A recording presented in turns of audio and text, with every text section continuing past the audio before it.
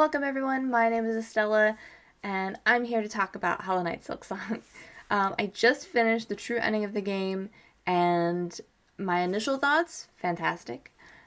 And I'm really excited to see what they do for DLC.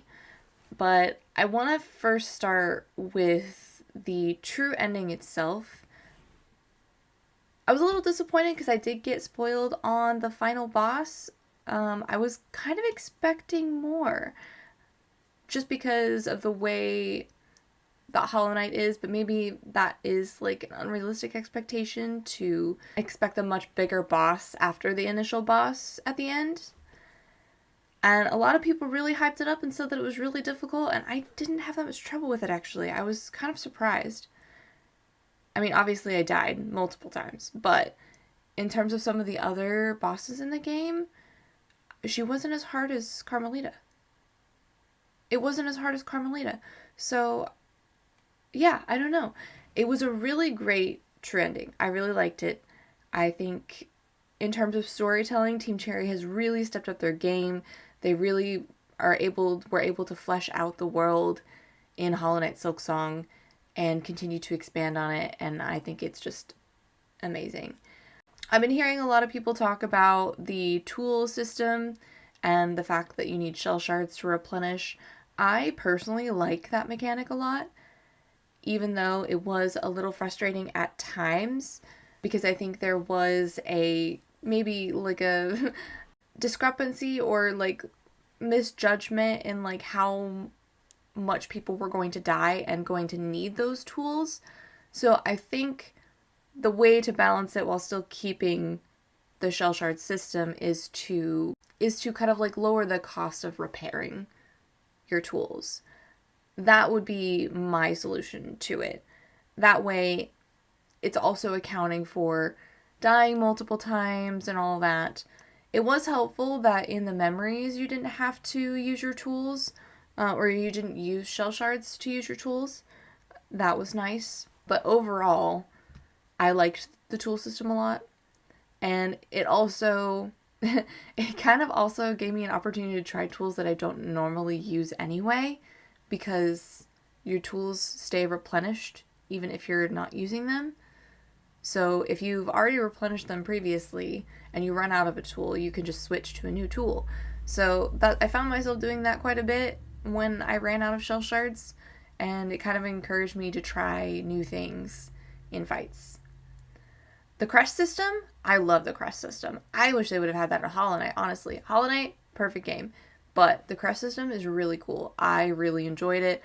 It was fun getting to play around with the different types of crests and the movesets to learn how to fight bosses, because sometimes I just had to switch crests and that solved all of my problems in terms of fighting a boss. So I am really happy with the crest system. I am curious to know if they'll expand on it later in DLCs. I know that there's also quite a few areas that people were talking about that are missing from the game, including more areas of like the Coral Kingdom. I'm not sure, but there like people were showing like screenshots of enemies that were missing. There was also like a barnacle area where there was like a snail dude that's missing also from the game. So I'm curious to know if they'll put that in later or not. I haven't gotten all the achievements or anything yet, but I just wanted to give my initial thoughts on the game. I think this is going to be a hot take. I think it's better than Hollow Knight. Why I think it's better is Hollow Knight is about exploration.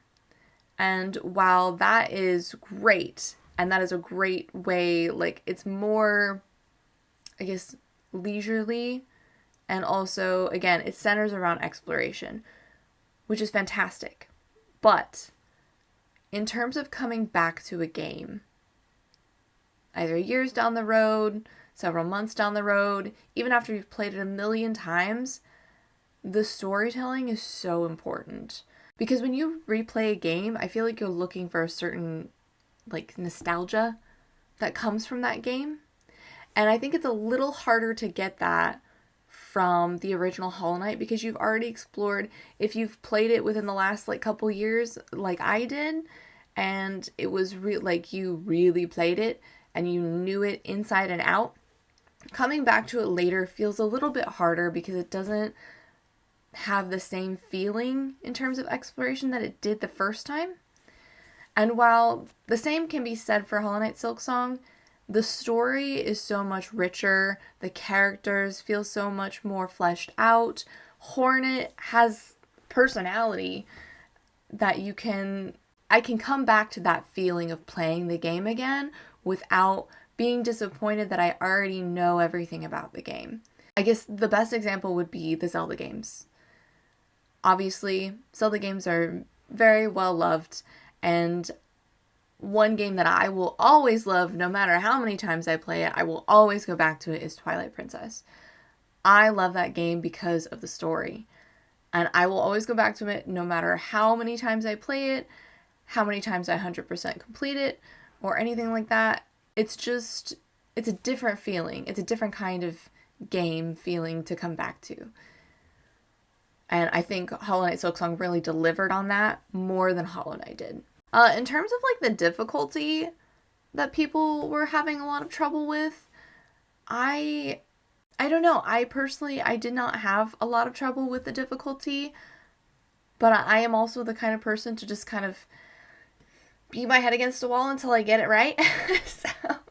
And that's just something that I enjoy about the game. So I guess maybe that perseverance allows me to enjoy it more. I can understand getting frustrated with it, especially with the difficulty, the double damage, if you're not used to it from Hollow Knight. If you are a Hollow Knight veteran, I'm sure this game feels great to you. I, played Hollow Knight a couple years ago, right before Tears of the Kingdom came out, and I also played it more recently on my channel, and it just, I think having played it so many times, having gotten almost all the achievements, I didn't get the achievement for Pantheon 5, but I think coming from that game so fresh and having done so much in it, having 100% completed it, I think this game felt a lot easier. So for new players just coming into Silksong, I would recommend playing Hollow Knight first. The game is hard. The game is really hard. This game is also really hard. I have no doubt this game is really hard. Especially for brand new players who aren't used to playing a game like this, a Souls-like game. I would just recommend, in terms of if you're going to play Silksong first, be patient. It's okay to take a break and come back. It's okay to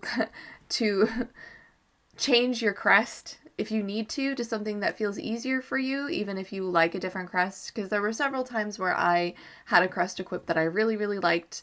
The Witch Crest was my favorite, but there were some times where it just was too difficult to heal, and all I had to do was change crest so I could heal normally, and that got me through it.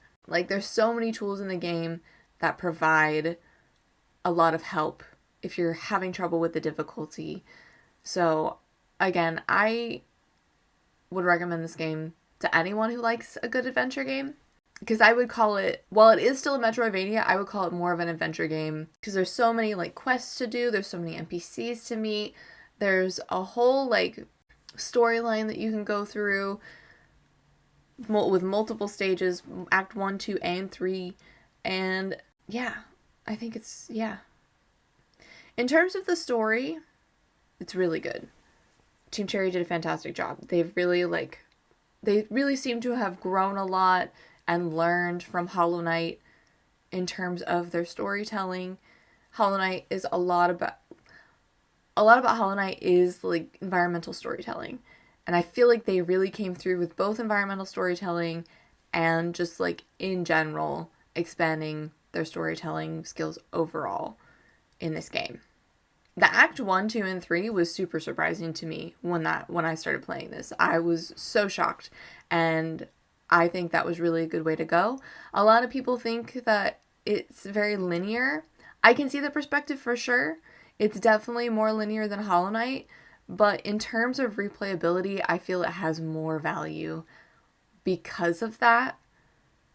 Because it's still a Metroidvania. There's still different ways to go about things. There's still ways to go around certain areas. And so I think despite the story's somewhat linearity, it's still a great Metroidvania. I definitely have more thoughts about the game, but I just wanted to put it out there right after I finished the true ending, what my initial like surface level thoughts were. So I do want to do a more like in-depth video about the story, talking about the story. I think once I get all of the endings, I want to kind of like wrap it up in a separate video. But yeah, these are my initial thoughts. This is what I thought of Hollow Knight Silksong.